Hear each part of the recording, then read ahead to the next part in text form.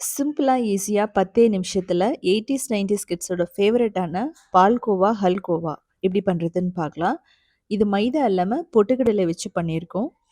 எந்த ஒரு பாகுபதெல்லாம் பார்க்கணும்னு அவசியம் இல்ல. இதுக்கு 1 கப் பொட்டுக்கடலை எடுத்துட்டு, ஒரு 2 நிமிஷம் மட்டும் நல்லா ரோஸ்ட் பண்ணா போதும்.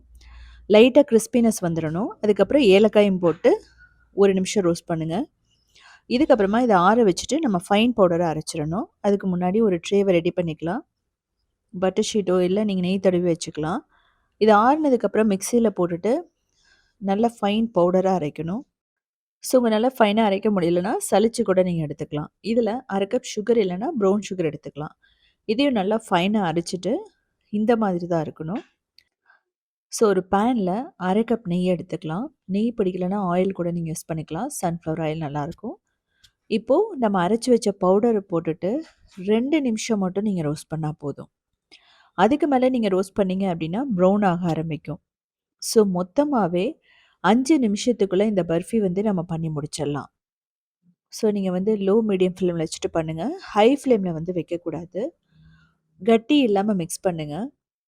அந்த நெய் நல்லா உருகி வந்து, இதில வந்து வறுக்கும்போது, அந்த பச்சை வாசனை போகும். அதுக்காக தான் நம்ம இப்படி பண்றோம். மைதா அப்படின்னாலும், இதே ப்ரொசீஜர்ல பண்ணி பாருங்க. ரொம்ப ரொம்ப சூப்பரா வரும். மைதா, கோதுமை எல்லாத்துலயுமே நல்லாருக்கும். மில்லட்ல கூட பண்ணலாம். மில்லட், ராகி எல்லாத்துலயுமே நல்லாருக்கும். ஸோ இந்த மாதிரி எல்லாம் ஒண்ணு சேர்ந்து வந்துருச்சு.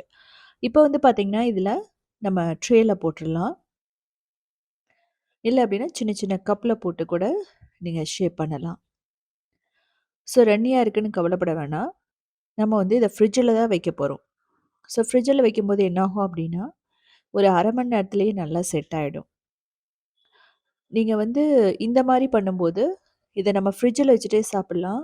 1 வாரம் வரைக்குமே கெட்டு போகாது. ஈவனா ஸ்ப்ரெட் பண்ணி விட்டுறணும். ஸோ நல்லா ஸ்மூத்தா இருக்கும்.